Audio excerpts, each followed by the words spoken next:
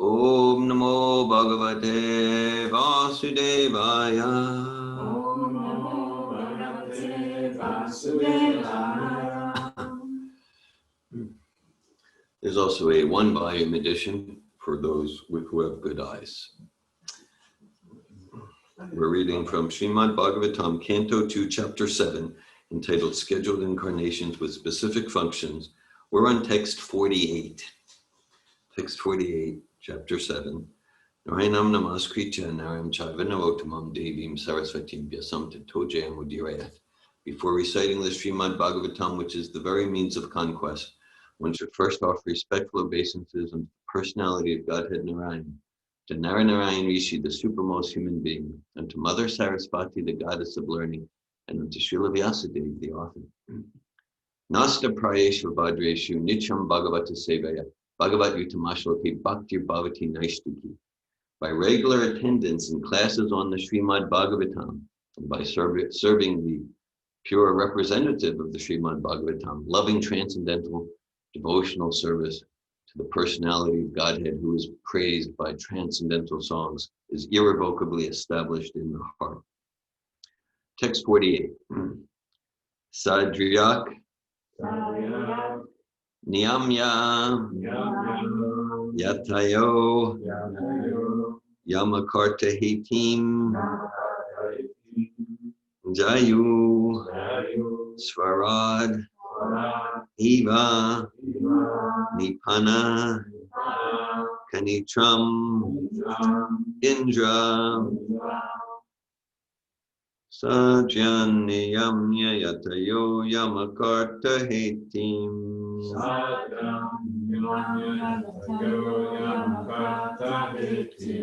Jayu Svaradiva Nipatana Kanitram Indra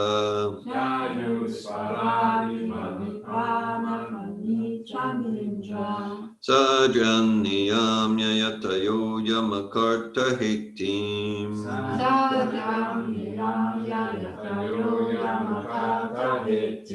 Jayus Faradi Vanipana Kanitram Indra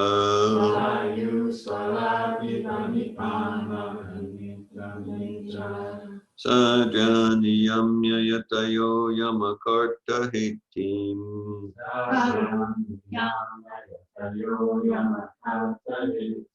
Jayus Faradi Vanipana Kanitram Indra.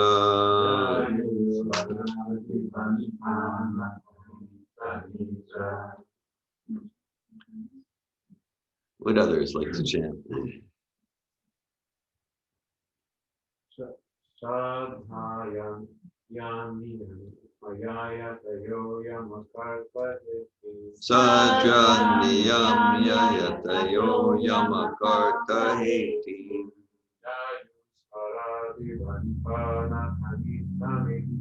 Jayus Varadi Nitram Indra Satryan Yatayo Yamakarta Hetim Sajanyam Yayatayo Yamakarta Hetim Jayu Saradivanipana Kanetramindra Jayus Varadivanipana Kanitram Indra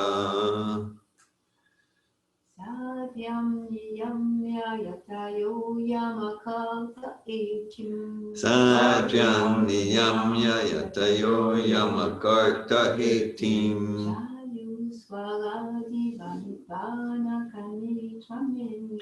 Jayus Varadi Vanipana Kanitram Indra Satyam Yatayo Yamakarta Hetim Sajanyamya Yatayo Yamakarta Hetim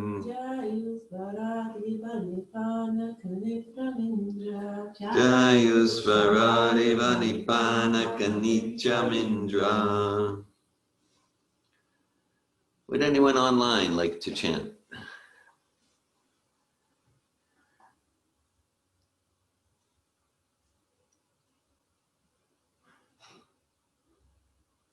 Okay, we'll go to the word for word. Sadryak, Sadhya, artificial mental speculation or meditation. motivation, not speculation, or meditation. Niyamya, Yama, controlling. controlling. Yataya, Yataya, the mystics. mystics. Yamakarta Hatim, Yama, Karta, Hatim. the process of spiritual culture. Process of spiritual culture. Jayu, Jayu, are given up. Arya, Svarat, Vahat, fully independent. fully independent.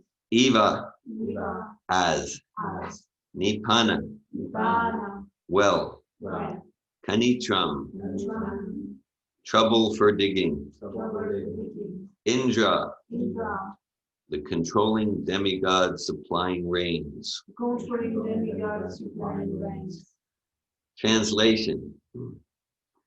In such a transcendental state, there is no need of artificial control of the mind, mental speculation or meditation, as performed by the jnanis and yogis. One gives up such processes as the heavenly king, Indra, forgoes the trouble to dig a well. Purport by His Divine Grace, A.C. Bhaktivedanta Swami Prabhupada. A poor man in want of water digs a well and undertakes the trouble of digging. Similarly, those who are poor in transcendental realization speculate on the mind or meditate by controlling the senses. But they do not know that such control of the senses and achievement of spiritual perfection are simultaneously made possible as soon as one is factually engaged in the transcendental loving service of the Supreme Person, the personality of Godhead. It is for this reason that the great liberated souls also desire to be associated in hearing and chanting the activities of the Lord. The example of Indra is very appropriate in this connection. King Indra of heaven is the controlling deity or demigod for arranging clouds and supplying rains in the universe. And as such, he does not have to take the trouble to dig a well for his personal water supply. For him, digging a well for a water supply is simply ludicrous. Similarly, those who are factually engaged in the loving service of the Lord have attained the ultimate goal of life. And for them, there is no need of mental speculation to find out the true nature of God or his activities. Nor do such devotees have to meditate upon the imaginary or real identity of the Lord. Because they are factually engaged in the transcendental loving service of the Lord's pure devotees have already achieved the results of mental speculation and meditation. The real perfection of life is therefore to be engaged in the transcendental loving service of the Lord. Hare Krishna. Om Ganatimirandasya Gananjana Shalakaya Chakshurunmilitam Yena Tasmai Shri Gurave Namaha Shri Chaitanya Manobishtam Stapitam Yena Bhutale Svayam Rupa Kadamayam Dadati Svapadantikam Vandeham Shri Guru Shri Tapatakamalam Shri Guru Vaishnavam Cha Shri Rupam Sugrajatam Saganagnatam Vitam Tam Sajivam Sadvaitam Savadutam Paritana Saitan Krishna Chaitanya Devam Shri Radha Krishna Padan Sagna Lalita Shri Vishakanditam Cha Hey Krishna Karuna Sindhu Dina Bandhu Jagatpate Gopisha Gopika Kanta Radha Kanta Namostute Tapta Kanchana Gorange Radhe Vrindavaneshwari Vishabhanu Sute Devi Pranamami Hari Priye Vanchakalpati Yubhyascha Kripa Sindhubhyeva Cha Patitanan Pavanebhyo Vaishnavebhyo Namo Namaha Jai Shri Krishna Chaitanya Prabhu Nityananda Shri Advaita Gadadhar Shiva Sadi Gaura Bhakta Vrinda Hare Krishna Krishna Krishna Hare Hare Hare Rama Rama Rama Hare Hare Nama Om Vishnu Padaya Krishna Prastaya Bhutale Srimate Bhakti Vedanta Swami Niti Namine Namaste Sarasvati Devi Gauravani Pracharine Nirvishesha Shunyavadi Paschatya Desha Tarine Text 48 of chapter 7, Canto 2, Srimad Bhagavatam. Sadhyan niyamya yatayo yamakarta etim jayusparadi banipa nakanitramindra. In such a transcendental state, there is no need of artificial control of the mind, mental speculation, or meditation, as performed by the jnanis and yogis. One gives up such processes as the heavenly king, Indra, forgoes the trouble to dig a well. Hare Krishna. It's October 30th, 2020. I'm here with Malini, Raghunan, Ramachandra, Brielle, Keith.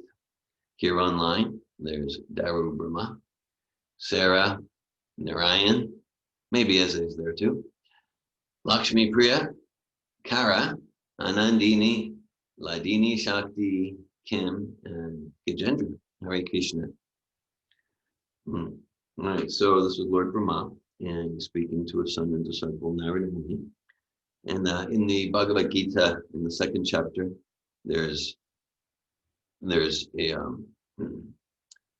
metaphor. Krishna used the metaphor that if one has access to the great reservoirs of water, the Great Lakes, then that takes care of that covers that takes care of all of the uses and purposes of small ponds and wells like that. And so Brahma's referring to Indra. Indra is in charge of rain and water, so he doesn't need to dig a well. Similar analogy. Okay, and so Brahma is using that to illustrate that that when one takes to bhakti yoga, that's the process of loving devotional service to the Supreme Personality of Godhead, then that is the goal of the other paths, and it includes the benefit of the other paths. Prabhupada and Lord Brahma are making that point. Bahunam janmanamante gyanavan mam prapajante vasudeva sarvamiti samahatma sudurlabha. That talks about the jnani path, the path of mental speculation. And Krishna says in that verse of Bhagavad Gita that if one is sincere, then after many lifetimes, such a jnani will come to bhakti yoga. Okay, so this is Krishna's conclusion. This is Shukadeva Goswami's conclusion. It's Lord Brahma's conclusion. And when we come to bhakti, because if we're doing bhakti, engaging in devotional service to the Lord, if we're doing bhakti, it's like, then we don't need jnana. No, that includes jnana. That includes knowledge. Okay? If we're doing bhakti, it means that the spirit soul is acting with knowledge of what a spirit soul is designed to do, to engage in devotional service to the Supreme Personality of Godhead, to not engage in furthering the illusion, the misidentification of spirit and matter. Vayam dvitiya viniveshatasya. The root cause of all insecurity and anxiety is misidentification of the spirit soul with the material body. So we're engaging in devotional service. That's the eternal activity of the soul. It's the goal of jnana, and it includes jnana. Vasudevi Bhagavati Bhakti Yoga Parujita Janiyat Yashu Vairagyam Jnanam Chad Hutukam. That's a verse from the Bhagavatam. By engaging in devotional service to Vasudeva, Bhagavan Sri Krishna, one naturally, immediately achieves, realizes transcendental knowledge and non-attachment, causeless detachment from trying to enjoy the material energy. Okay, so and part of our process of bhakti, so they're like, well, I engage in bhakti with love, so I don't need to cultivate jnana. So it's true. So the bhakti yogi doesn't need to separately cultivate Gyan. And for us, an integral part of our process of Bhakti Yoga is to use our intelligence, study the philosophy. Into an integral part of our process of Bhakti Yoga is to study, is to read Srila Prabhupada's books, and apply our intellect to understand. And whatever we understand or don't understand, the transcendental vibration is purifying for the heart, as we like to say often. That each verse, each line in the purport conveys absolute truth. And simultaneously, each vibration, each purport, each verse is non-different from that truth that it reveals. So whatever we understand cognitively or not, and it is part of our process of Bhakti Yoga to engage our intelligence to understand. And whatever we understand or not, that we're associated with Srila Prabhupada, with Lord Brahma, with Narada Muni, with each vibration. And that leads to the goal of life, and it is the goal of life.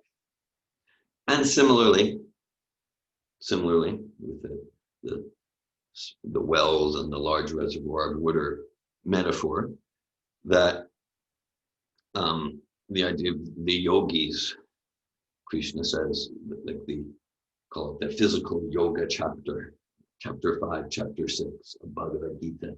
Krishna described Hatha Yoga, sometimes called Astanga Yoga, which was really given by Patanjali, like that. And Krishna concludes that chapter. Yogi nama sarvesham madgitenantaratmana shradabhan bhajate yumam samyukta tamomata. And he says, okay, so the goal of these exercises, because whatever we do with the body, whatever exercises we do, and this might surprise some of you, but I'm no expert in the physical aspects of yoga. Not to, What's that? not to expert. You're surprised to hear. You know, I'm not the top expert. I'm not the top expert, but still, whatever we do with our body, this way or that, it's not spiritual. Okay. It's not spiritual. No, but I don't want to, because now the whole idea of that is to create a situation with the body. First, there's the, the side effects that it's healthy. There's a nice video from Nanda Kumar Das. He was Prabhupada's servant for a while, and there he tells the story when he first joined Prabhupada's movement. He was early 70s. He was like a raw foodist, and he was very much into the Patanjali Hatha Yoga and like that. And when he came, so the devotees were insisting that no, you must have tons of halava and garanga potatoes and like that, and like that, and so he had opportunity, and so he asked Prabhupada, because he was following what the devotees said, but Prabhupada said no, this to just eat roots and berries. He goes, no, that's actually very bona fide. That's actually bona fide. So we don't do it because then people wouldn't follow, and prasad it's our main secret weapon, and like that. But no, if you're inclined to that, it's a problem. And similarly, he described, it's very nice personal sharing, and that Prabhupada was walking, he was in Los Angeles in the temple, and Prabhupada saw in the corner, like that he was doing some maybe headstand or something like that. Like he really knew how to do it. But then Nanda Kumar, he was like, oh, Prabhupada's not good like this. But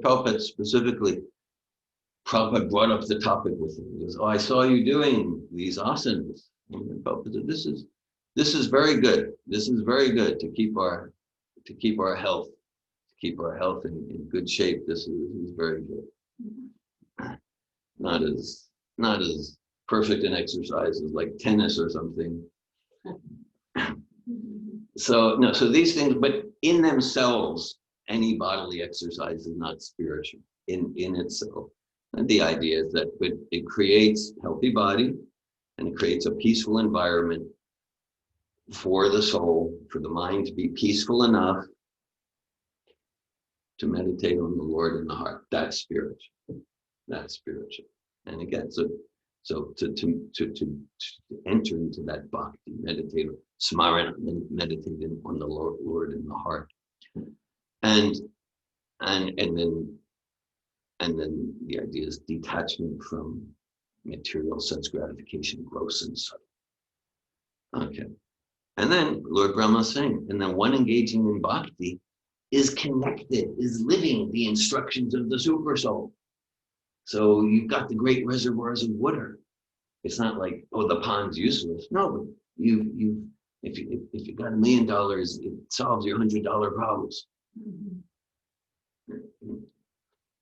But Brahma speaks another verse in Brahma Samhita. Pantastakoti satavatsara sampragamyo vayuratapi manasa muni pungavanam sopyasti yakrapasimnya vichintya tattve Govinda mari pusham tamaham bhajami.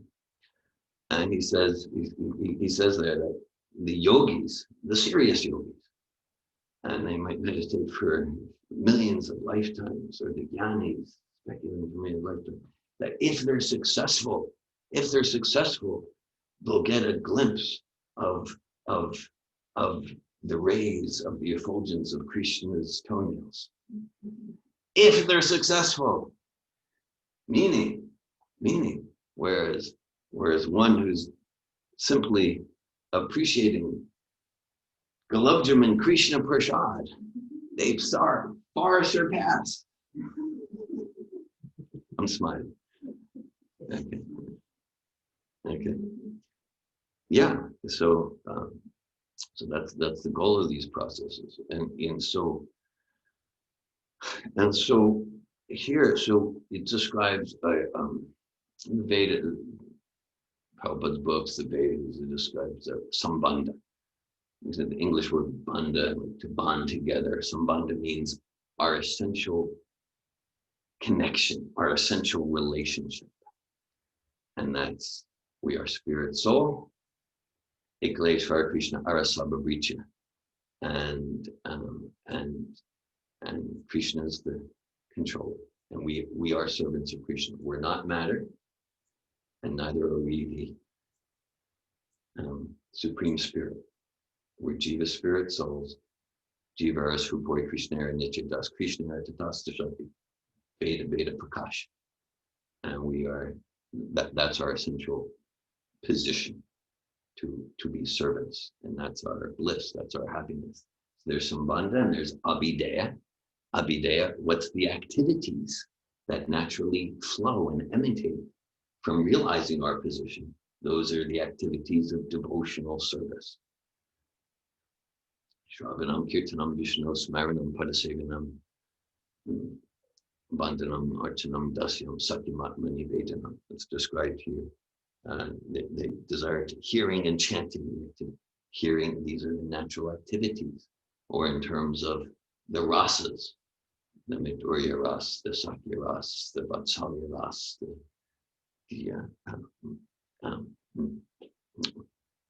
like that, the Dasya ras, the different activities.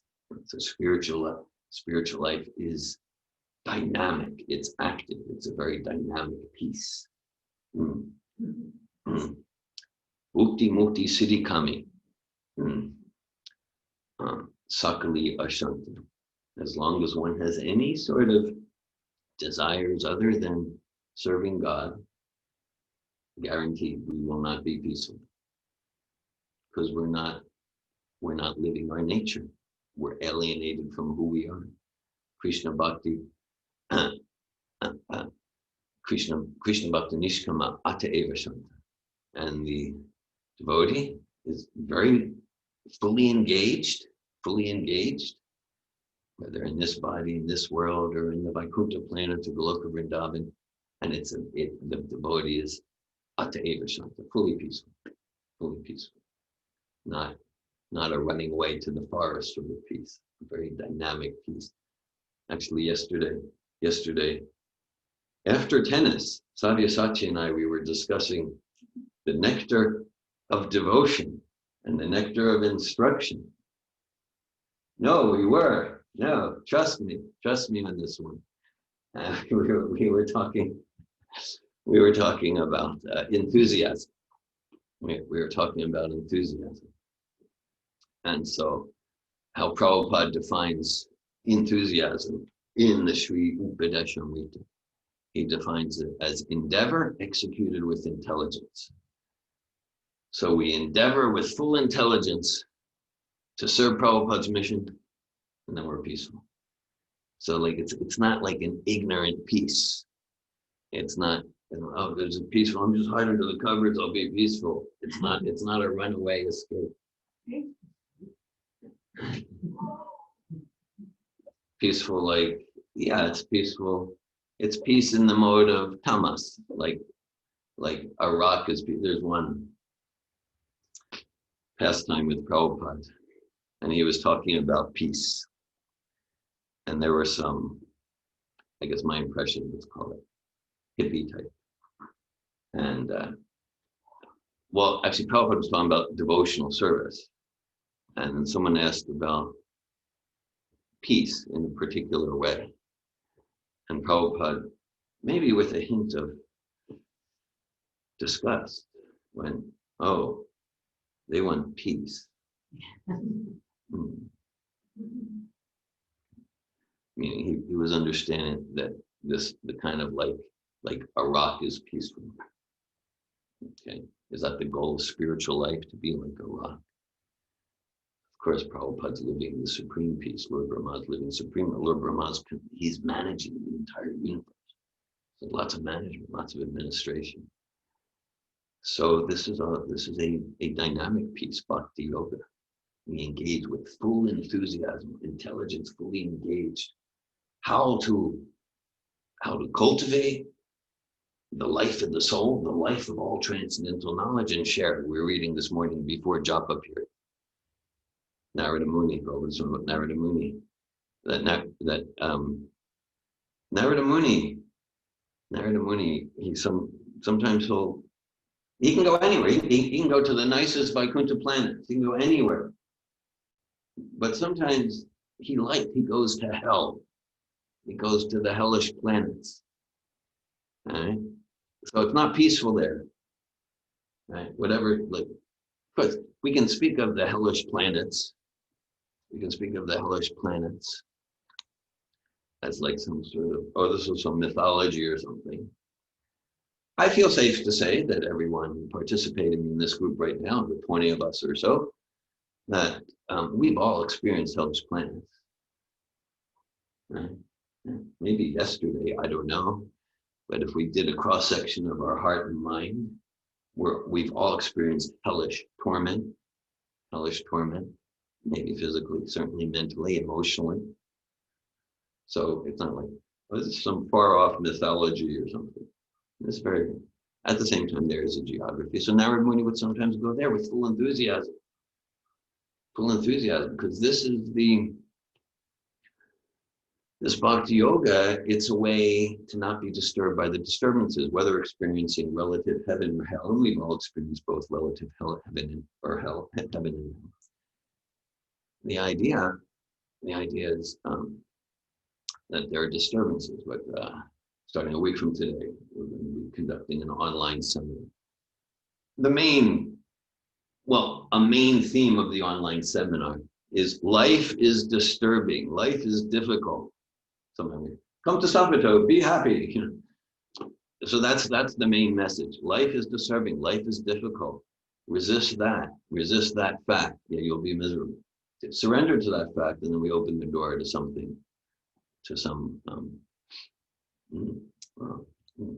true peace.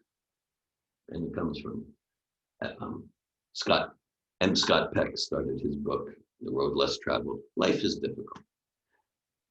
So that's a fact.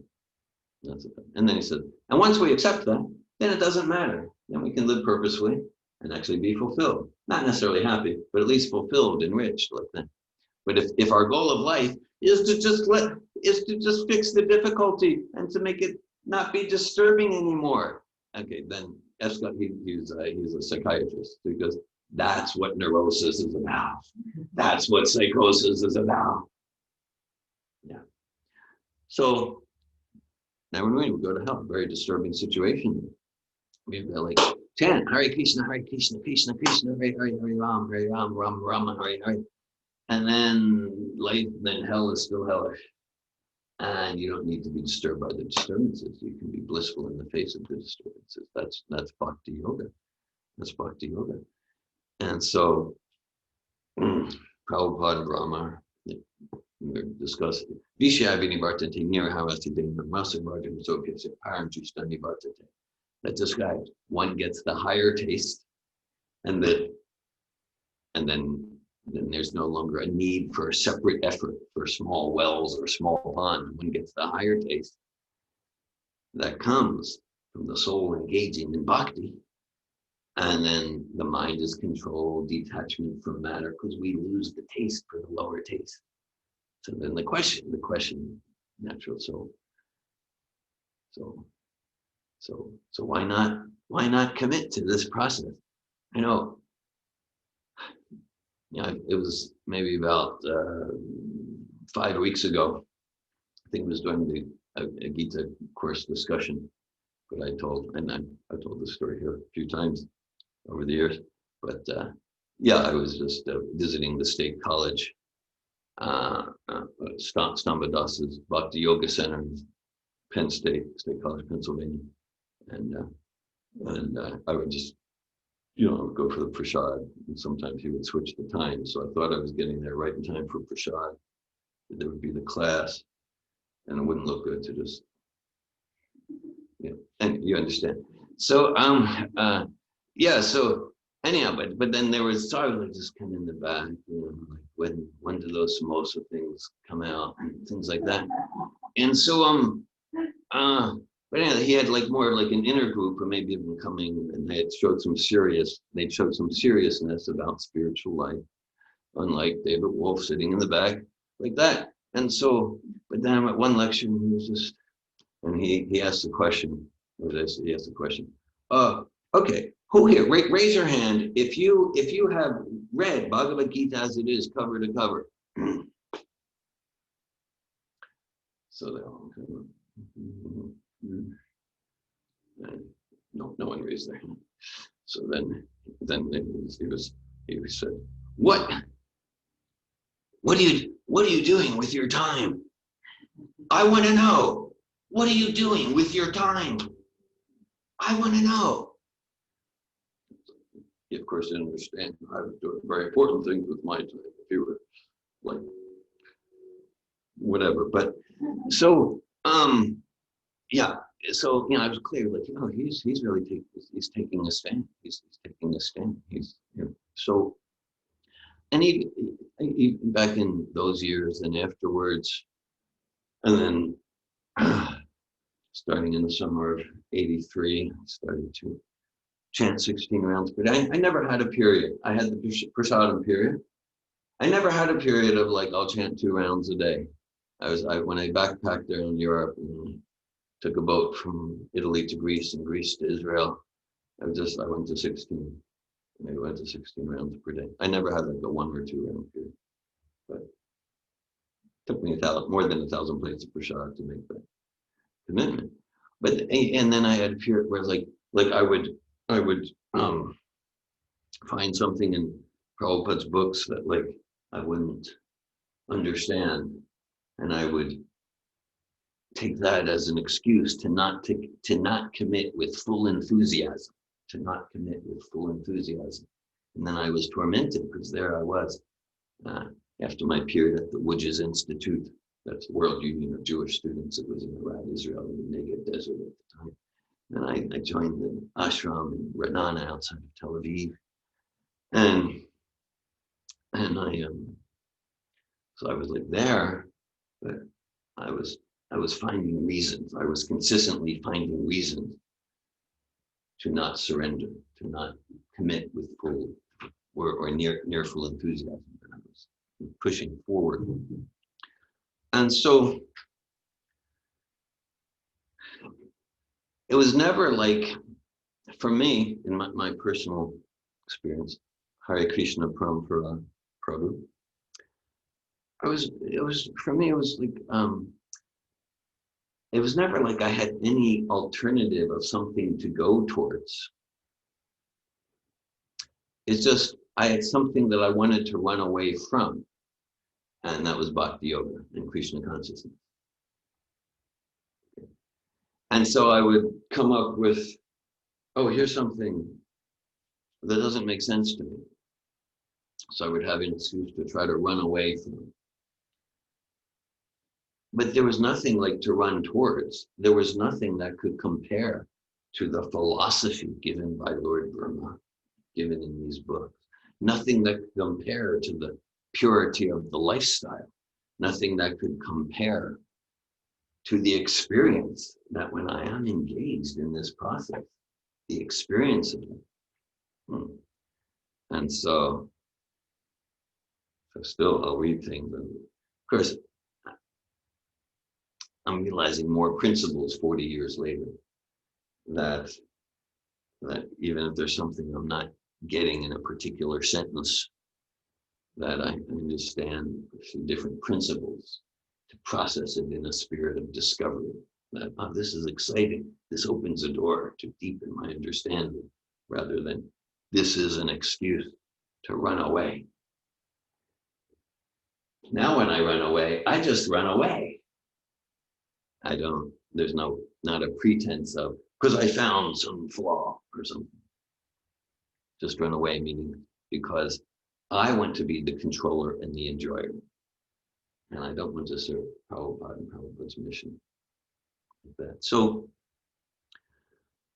Prabhupada often states how Prabhupada was especially inspired by the commentary of Srila Vishwanath Chakravarti Thakur on the verse in Bhagavad Gita. I'm going to say verse, second chapter, I think it's verse 41. Vyasayatmika bujir ekeha ku nanda. So this term, ekeha ku nanda, means with single pointed attention to serve the spiritual master's mission. We know from the time of birth, Prabhupada's always serving Lord Chaitanya's mission. Okay. Still, in his pastime, he's that when he read that commentary from Vishwanath Chakravarti Thakur in that verse, he describes it moved him to give himself unconditionally to the mission of Srila Bhakti Siddhanta. It was transformational for him. And without, and so in any material or spiritual, when as Henry Ford said, we have this in foundational course on a poster, right? Obstacles are those frightful things you see when you take your eye off the goal. And so when we're not clear on the purpose, not clear on the goal, then okay,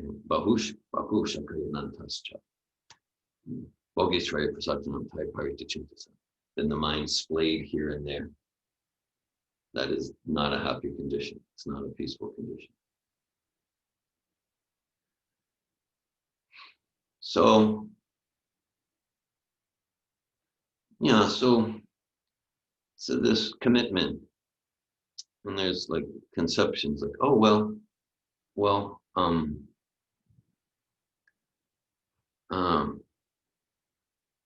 I want to be open-minded. Really, to be really spiritual means that I'm open-minded, right? Which means like I'm not going to commit to a process or a path. That's real commitment. To be lukewarm and tepid and kind of not here and there, because that shows that I'm open-minded. I'm just kind of opening the door to some thought process that has been common in myself.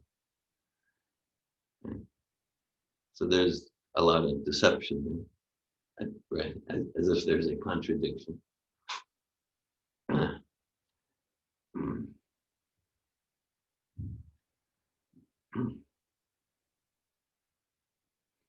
That okay, that's so this openness, open-mindedness, that's openness, open-mindedness, it is a virtue. It's a quality of the soul. Right? Closed-mindedness, narrow-mindedness is not a quality of the soul in enlightenment. And openness, open-mindedness, I'll call it, it's an instrumental virtue, an instrumental quality. Through being open, I come to realize principles of absolute truth that are worthy to commit to. Not that the proof that I'm open is that I'm not committed to anything. I'm so spiritual. No, openness, just like, okay, ordinary example. Okay, so like, I'm committed to the truth. 3 + 3 is 6. You're sitting there saying 3 + 3 is 6. That means you're closed-minded. What? No, because I was open-minded. At 6 years old, I was open to hear absolute truth from Mrs. Gerbar in Greenberg Elementary School. I trusted Mrs. Gerbar. As the decades have gone on, I realized she's not worthy of absolute trust. But as far as 3 + 3 is 6, she was right on. Okay. So no, because I was open, then we learn absolute principles. And then we can, and actually I'm still open. Like if you want to present to me evidence, I had a nice good coaching session yesterday. My client, he's in his spare time, he reads math books and he tries to prove like Fermat's theorems and things like that. He's quite, he reads like advanced math books. So it was quite fascinating. So, like, if you want to like show me how 3 + 3 doesn't, it's not that I'm closed. I'm open-minded. So, open-minded is an instrumental virtue to bring us to absolute principles that are worthy to commit to. Yeah, yeah. And so, so that's our opportunity to make our lives sublime, to commit to these, to commit to absolute principles. Okay? To not be true. As soon as I hear the word absolute, I'm triggered like that. 3 + 3 is 6. Okay. It just is. Sorry. Okay. So absolute principles. We're spirit souls. Through openness, we've come to some understanding, maybe not full realization. That's another thing. We've come to understanding. I'm spirit soul. I'm not the material body. My nature is to serve God with love and devotion.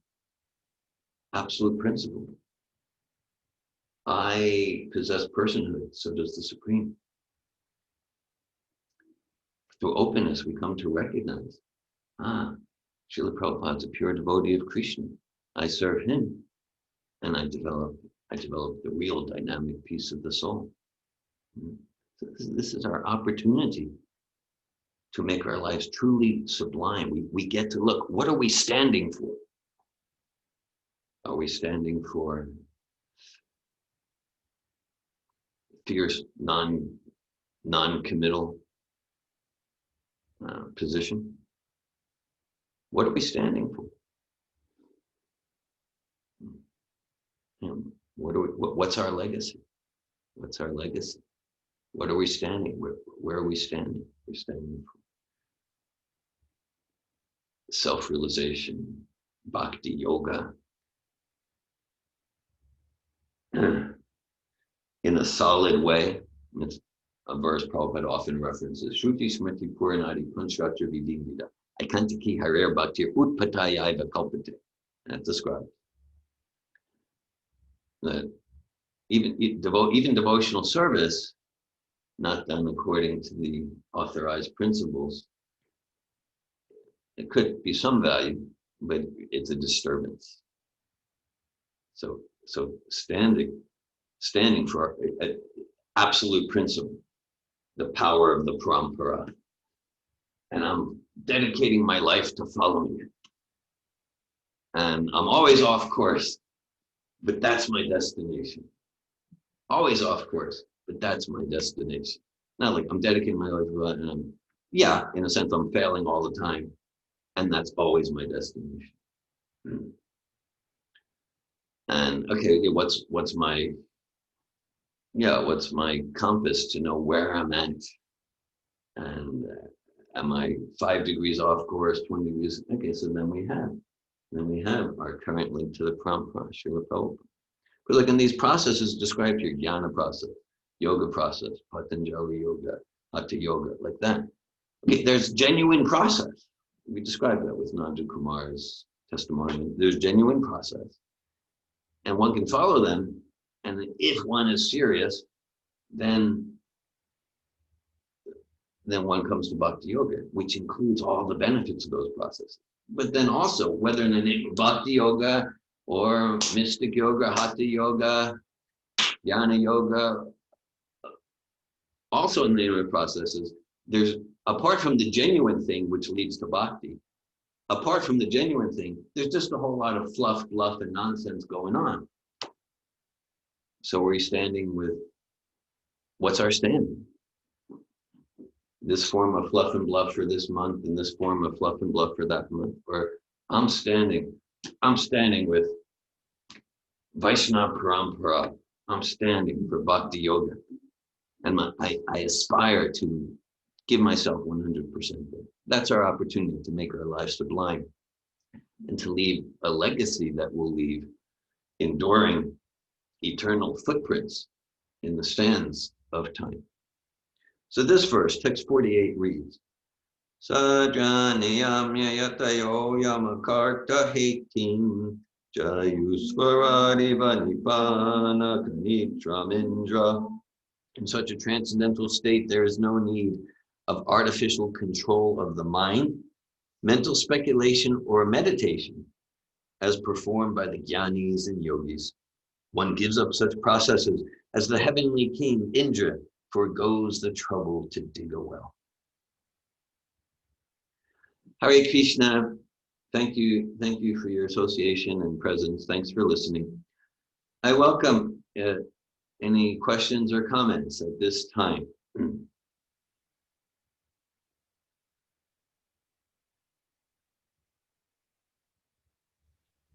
Hare Krishna. Ladini Shakti. I really appreciated your class. It was like after a long time that I was watching you. So I enjoyed your being so animated and fun. And I actually have a question that we have like a garden, and then I cook from the garden. And then sometimes there are like little bugs and worms and things like this. And then sometimes the worms are like really small. And so like there is no way how to like take them out without them being killed. So that's the question that I'm like battling ongoingly, because I don't want to kill the worms, but then I don't want to throw away the fruits and vegetables either. And then if I do that, and sometimes I do that, then we go to the grocery store and buy it. And then obviously it's like they have like all the things that they spray on the fruits and vegetables, so they kill the bugs also. But seemingly when it's from the store, there are no bugs. So it seems like more non-violent thing, but still I would like to hear about that, because it's like from most people I know, they just go to the supermarket, and they like devotees I know, they go to the supermarket and they don't have to deal with this question of like, okay, what to do if there are like these little living entities that are so small that they cannot be taken out without being killed. So, but they are yet visible still. So Thank you, Ladini Shakti. I don't have an answer about what to do. for you? Thanks. Yeah. I do. Well, hold on. I'm not complete in my response. All right. Yeah. So that well, there's the principles. You know, so means like I don't know the detailed answer about what's best, but you know, the principles is that you're realizing there's life, there's spirit, soul, and all living entities, including the plants, including the worms, insects. So that's the compassionate heart of a Vaishnava or anyone genuine on the spiritual process.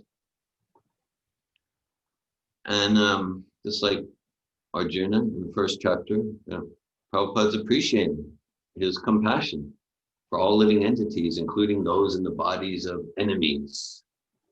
But Prabhupada's like, even Arjuna's a warrior, he's trained to kill, but he doesn't hurt anyone. So that's what I'm hearing. That's to be appreciated. And then, okay, then the application according to time and circumstance. I'm sure we've all are all dealing with those sorts of questions. If there's flies or cockroaches in the home or things like that, and you're dealing with it in your garden, farm, some agriculture. So that's the principle. And you know, to me, it seems like the core thing, like to connect with as a reference point for these decisions, is what's my service? You know, what's my service? And okay, so like, let's say in the whole air flight industry, there's so much death happening. We won't go into it, but it's as far as how many insects and germs are they killing? What this, you know, birds. Yeah. Okay.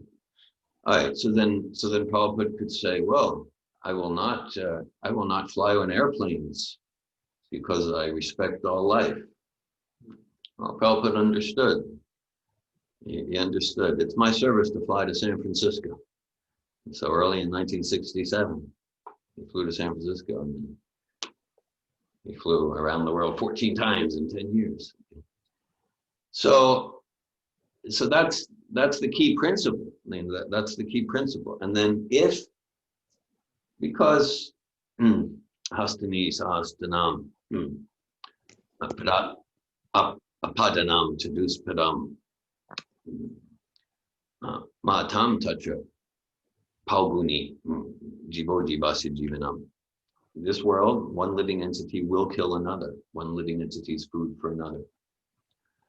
All right, so the idea is that if in the course of our service, a living entity leaves their body, then it's karma free. We're not implicated in karma. That pain we cause someone, we don't need to suffer it. And even for that living entity, like if we're driving our car to a kirtan event or Bhagavad Gita class, and then we drive over insects, even that spirit soul in the body of the insect makes spiritual advancement. And if what we're doing is for our sense gratification, so you're, again, I don't know the detailed, I don't have detailed advice to give you. But then, you know, as I trust that you and your husband do, which I know, that, okay, so even some living entities are dying, maybe a lot of in your agricultural pursuits. And then all of the food is offered to Krishna, and it's consumed as Krishna's grace, as prasada. Okay, and then if what we're doing, if there's just my personal sense gratification not dovetailed in serving Krishna, right, then I'm implicated in the death. And then in that, you know, we don't want to do like a spiritual bypass where in the name, well, I do it all for Krishna, so I can be whimsical and I'll just step on ants because I'm doing it. well, no, then that becomes vicious. That becomes vicious, and then we need to suffer that pain. So those are principles that seem relevant to. Okay, thank you. That's helpful. Thank you, Ladini Shakti. Okay, Malini, and then I know Daru, you want to make a It's comment. very quick. Yeah, What I sure, want to add to what you're saying is that, yeah, violence is going to be there. Like Lady Shakti was saying, like, she's in contact with the violence, and we are not in contact with the violence, but violence is there. All vegetables that we buy, they also subject to violence. And often Srila Prabhupada said, it's not that we are endeavoring to be non-violent, but we live our life to minimize violence. To minimize. Right. Violence and murder, and it's going to be there.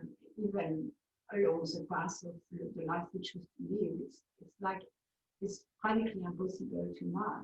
Well, it is impossible. When I breathe, I breathe germs, and I kill them. Yeah. Like that. So the principle is to minimize violence. Yeah. And then in the essential sense of the term, a life of full bhakti yoga is non-violent in the essential point of the term. Because even the spirit souls that might need to leave their body, they make spiritual advancement too. Bhagavad Gita defines violence as wasting each other's time. Yeah. And I can imagine Nadine Shakti is chanting to the worms, knowing her. Good point. Thank you, Malin. What was that last point? I missed it. The last point you made? Malini made the point that she knows that Ladini Shakti is chanting Hare Krishna to the worms as they might be leaving their body. So that's an excellent point. Well, thank goodness. I mean, obviously, you guys both said wonderful things that I would have wanted to say. I guess the only other thing I might add is just the famous one we always say. I don't think you even said it before, that if you're in war, you may kill thousands of people, but you'll not be taken to jail for or thrown in for. But actually, you kill one when you come home, then you can go to jail for the rest of your life. So it's, again, as you said, what are you doing? If you're cooking just for your own sense of them, then for every one of them, you can go to jail. You can suffer karma for it. But if it's all to serve Krishna, offer Krishna, then all of them can be no reaction, no matter how many you kill. So that's all I would add. Thank you, Dara Brahma. Thank you. Right. Bhakti and Brielle. What I read, I hear a lot through Prabhupada's books and through like just people preaching, like a lot of talk around like getting out of the body, like leaving the body to serve Krishna. And I'm wondering if it's more that like rather than this like attachment to like, oh, we have to get out of the body, that it's more like using what we have in service of Krishna, like just dovetailing everything. And like somebody once told me that he saw like the Hare Krishna path as like very masculine, as in like trying to transcend the body. But then I'm kind of looking at how, okay, maybe it's more like we are using what we have to serve Krishna wherever we are, and if we're here in this body, and that's where Krishna wants us to be, so we serve from there. I don't know. I don't feel very clear in my question, but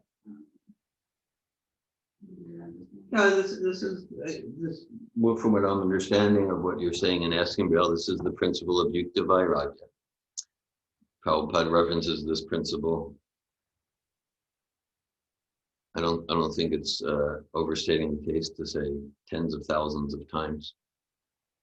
So it's a main primary part of the teaching. It'd be difficult to read 5 pages in anything from Prabhupada without hearing what you just said. And more like, can't really go 2 pages. Okay, a key verse from Rupa Goswami. Prabhupada quotes it right at the start of Bhagavad Gita. Anasaktasya vishayam yatham upayunjata nibbanda Krishna samdayuktam vairagya muchyate, which means that real renunciation isn't to get out of the body. Real renunciation is to use everything in Krishna's service. Use these arms to serve, to offer a flower to Krishna, and use our capacity to communicate, to create sacred space, to support self-realization and Krishna consciousness. And so, yeah, this philosophy, this process of bhakti yoga, it's world embracing. It is not world rejecting. And that these other processes that Brahma is referring to, again, they have their place and they lead to bhakti, but intrinsically they're world rejecting. Bhakti is world embracing. Bhakti is very world embracing. That this whole thing, like, okay, what do you like to do? I like to sing, I like to dance, I like to build things, I like to work with intellectual concepts, I like to do business. It's all there. Yeah, use that in Krishna consciousness. Don't run from it, don't escape it. That's Bhagavad Gita, Arjuna's nature, be a warrior. Use that. So yeah, prapancha kataya buddhya, hari basuri, mumukshubhi prityagya, pavavarga ragam uchite. And that says that, and if we reject anything without seeing its relation to devotional service, then that's false, that's artificial. The word used here is artificial control of the mind.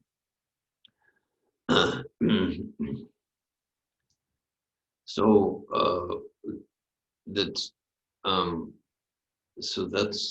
that's the art, that's the science of Krishna consciousness. Use that, whether it's this mind, these eyes, this relationship, this house, this car, this bank account, and this education, this training, not to reject it, embrace it, and how to use it in Krishna's service. That's bhakti yoga. Yeah, thank you for saying that. Because I think what that clarified, hearing you help me understand what I was learning, because I think what a lot of people have done with the essence of bhakti yoga or Krishna consciousness is rejecting the body and rejecting, because and it's easy to misunderstand, because like you said in the 2 pages, like you're not this body, but we're in a body. And so I think I kind of crave more of a like reverence for being in the body and being in this earth and using that in service.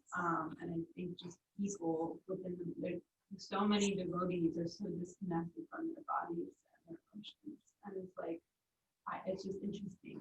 That's, I mean, I guess a lot of people are like people who are not devotees. Yeah. But I guess I really appreciate bringing that more like some mother like respect as well as like transcending. Thanks for sharing. Melanie? I really appreciate the conversation coming from Ria, because what comes to mind to me in hearing Ria's question and your response is that the process of bhakti yoga, it's so beautiful that we can offer everything, meaning also our mistakes. Yeah. Like from wherever we are at, wherever, because Krishna, Krishna doesn't put me here, I put myself here. It's not an accident, you're saying. And even if I make stupid decision, even if I make mistake, there is no material impediment to bhakti yoga. So wherever I am put myself, I can always use that for serving, and that's what other process help us understanding that there is never anything that blocks me. Whatever I've done, even if I engage in sinful activity or whatever I do, I can, from wherever I am at, I can serve with what I am. Like make the best of a bad dog and a bad sex. Thanks for that, Mom. That's what came out in the conversation. I really appreciate it. I see there's a chat. I think it's from Gajendra Prabhu. Gajendra writes, regarding nonviolence, the Jains practice nonviolence and wear a mask in an attempt to minimize violence to aerial organisms.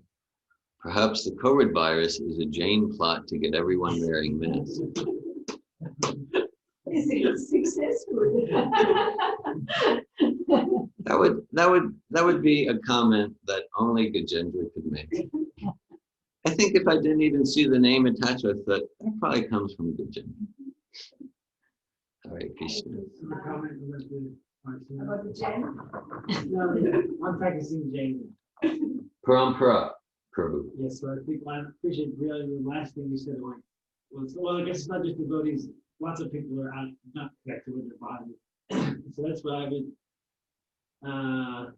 imagine that a lot of those who are devotees, probably if they weren't devotees, they'd probably be disconnected from their body. And like, Find the reasons. yeah, and how a lot of people, that was a experience I had before I took Sabato, that I was not in my body, disconnected from emotions, and so it seems that like it's interesting that a lot of people who maybe don't have that philosophy that I'm not the body are rejecting the body and disassociating from the body without even needing philosophy. They think they are the body, but philosophically, from the education system, on the brain or on the mind or whatever it is, but they're rejecting the body anyway and disassociating from the body, maybe whatever, maybe some trauma, maybe it's just, who knows, whatever it is. But, and when I want to say, something that's helpful, what's helpful for me is the geography consciousness, kind of. I think I could come into play with the body too, because like speaking about Vaikuntha or the spiritual world, like that's hard for me. I can't really go there. Yeah. To like, I'm going to go to the spiritual world. I want to go to Vaikuntha, or I want to get out of this body. It's just hard for me. But the geography, the distinction between the geography and consciousness, that's helping me. Okay, That's helpful. Yeah. go to Vaikuntha now, be in the spiritual world now, to create that consciousness here.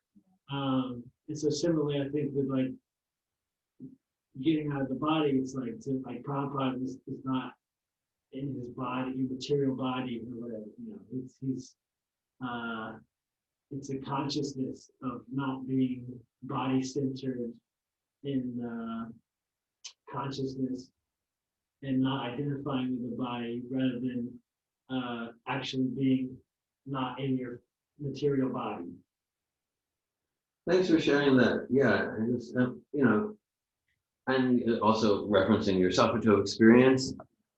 That because we're not human beings having spiritual experience. We're spiritual beings having a human experience, and a lot of Sappho focuses on awareness, consciousness of the human experience. Just like, okay, we're not the car. That's important to realize. I'm not the Toyota. I'm not the Volvo. I'm not the Chevrolet. And it's important to know our car and to know how to use our car to move forward on our journey. Is this a mini compact? Is this a luxury vehicle? Is this a military tank? It's important to know our car, very important. And so much of Sappho is about that. Not, and I like that. I appreciate you gave the example of Prabhupada, because like, it's not going to be possible to find an example of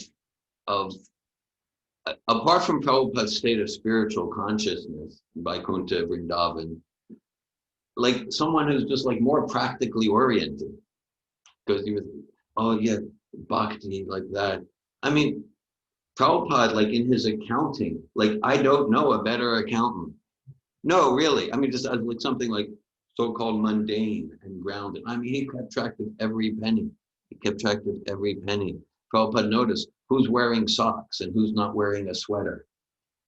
Okay, so it's just like, there's nothing in Prabhupada's example or teachings that would be like neglect the body or like that. Yeah, not indulge the body, do devotional service. I know myself, I can say that as I get more and more realization that I'm spirit soul, and that I want to do some service for Prabhupada and Krishna, as I get more and more realization of that, I feel more and more commitment to care for this body. I feel more and more commitment to care for this body, because it's like, there's important things I want to do. There's important things I want to do. So that goes together. Sarah. I just wanted to share that, like, so much of my Sattva Tov experience was in my head before I went to massage school, and I realized how much pain I was avoiding, like going to my head. And that to me is so much my experience of like avoiding the body or denying that experience is because I wanted to avoid pain. Thanks for sharing, Sarah. The avoiding pain strategy. We can go to transformational concepts to avoid the pain that's in there. Thanks for sharing, Sarah. Daru.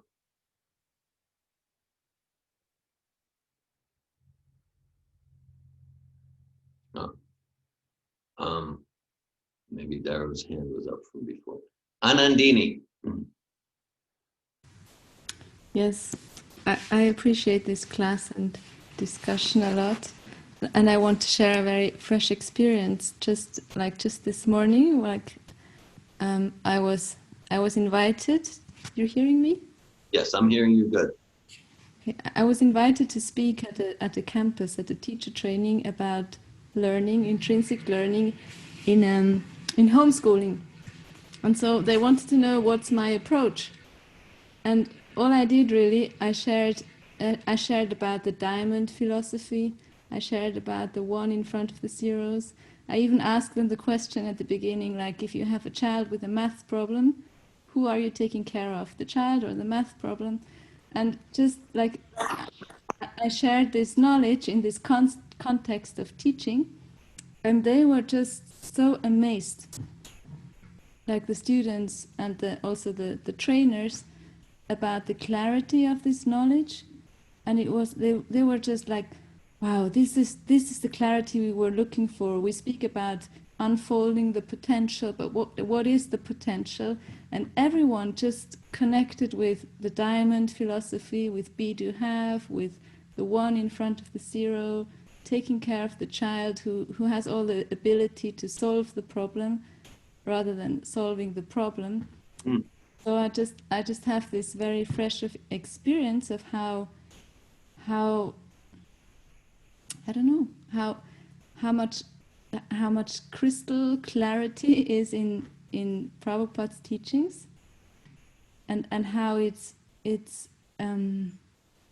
how it affects people. I didn't speak about Bhakti Yoga or Krishna. I don't know how to solve that yet, because they want more. Like I did a round of pearls, and the main thing was we want more. We want to know transformative communication. Come again and teach it to us. So I didn't speak about Bhakti Yoga, but self-realization and just using these examples stolen from you, Dhira, Govinda, and from Prabhupada. They were just totally amazed, mesmerized, enthusiastic. So I wanted to share. Thank you, Anandini. I'm very happy to hear you sharing. I see Ladini Sakti also looks very happy. So enlivening to hear. Jai, congratulations. Yeah, I'm very happy to hear you. That's so, like, Anandini, you have a lot of experience. You have a lot of experience in education. So it's just like, well, now that you're coming to Krishna consciousness, you need to get rid of that. No, wrong. So and first, I disagree with you. I think you did talk about Bhakti Yoga and Krishna. It sounds like they got elements of the principles of chapter 2 of Bhagavad Gita. They got important distinctions that are so foundational. Maybe you didn't use the terms Bhakti Yoga or mantra or Krishna, but I don't agree that you didn't talk about it. And so so you're using your training and you're sharing and you're giving that. And it's not like, that would be such a shame if you think like, oh, you need to hide this knowledge in order to relate to the world. No, you're bringing this transcendental knowledge to your sphere, to this area of progressive education, and they're amazed. They're amazed, and because it's described. Krishna Swadama Pagade Dharmagan and Divisa. Kalavasmuketa, Purnakudunodita, that the Bhagavatam is as brilliant as the sun. So you're a representative of the Bhagavatam. You're being the devotee Bhagavat. And then they're noticing this is brilliant like the sun. They've never experienced something like this in all their journals and like that on all their principles, the potential. So you're giving like solid. So you as a representative of Prabhupada, not just you have so much to offer, what you have to offer is distinctive and unique. So I'm very happy that you're sharing the wisdom we get from Prabhupada and Bhagavatam in your field. I know some of you have heard me share that, like I was in my early graduate school days, whatever paper we would write, community organizing, political advocacy, I would just, in the language of social science, without talking about bhakti yoga or mantra or Bhagavad Gita, I would give them the principles of Bhagavatam, and the professors and the students, they were like, oh, we've never seen anything like this. And actually, they gave me a lot of money to do a PhD because they wanted me to. They said, you have so much to share. We've never seen anything like this. So thank you for sharing, Anandini. And that's it. That, like, in whatever our field, whatever our chosen field, whatever our field of inspiration, not to reject it, to utilize it, to bring this depth of wisdom that we get from the Bhagavatam. Thank you for sharing. Hare Krishna. Examples of things that you took from Bhagavatam and put in your paper. It's particularly interesting for me because I'm writing lots of papers now. Yeah, that's right. Yeah, I sent you some things in the area of cosmology. Yeah. Okay. I had, of course, this was summer of 1995. And Professor Jerry O'Connor, he was already well into his 60s. And we need to do some paper in community organizing. And so in the Bhagavatam, it's described about political strategy. That, like, first flatter, praise the opponents, praise those who might cause trouble. And if they don't quiet down, then offer them a position. Okay, and if that doesn't set, this is Bhagavatam. It's Bhagavatam. See, it's like everyone's doing this in the political sphere, but Bhagavatam just gives it real clearly. Okay, that doesn't work. Okay, then create division within their camp. Okay, create division within their camp, and that should devastate them. Okay. So this is whether we're doing our individual relationship politics or on the national level or communal level. This is material political psychology. And it goes, creating division in their camp didn't destroy them. Okay, then danda. Just direct violence. So I just brought that in and I showed that how that's applying like that. And it was just like, this is truth. Like, this is just truth. But no one ever had that. Jerry O'Connor had seen just thousands of papers over 35 years of being a professor. I walked into the class like the next Tuesday night, and it was very embarrassing. He said, "You have a genius in your class. You have a genius," like that. And so and then he said, "I've never seen a paper like this." And so and I was doing that in every paper. Every paper, when it was philosophy, government policy, I just bring in Bhagavatam. One needs to know Bhagavatam. One needs to know Prabhupada. There's a lot of Bhagavatam stuff. Yeah, well, that's it. So, like, I know I just made a habit starting in 83, 84, that it just, this is part of this is part of my day. I'm reading Prabhupada's books. I might read other things like that over and over. So read it over and over for the third time, fifth time, sixth time, hear Prabhupada's lectures. then just like, you know where to go. Any topic, any time. Chapter 10 of this canto is entitled Bhagavatam's the answer to all questions. Okay. And it's not lying.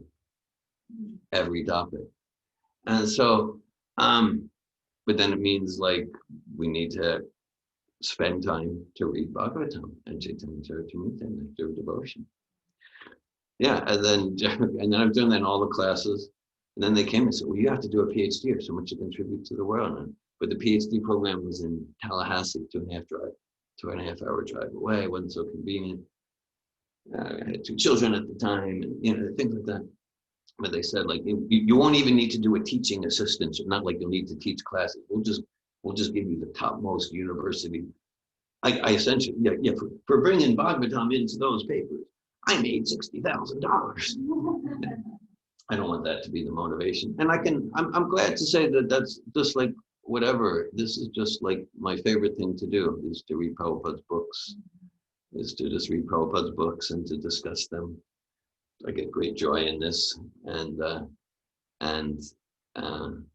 so many things emanate from that. So many things, so much purpose and fulfillment and legacy emanates from it.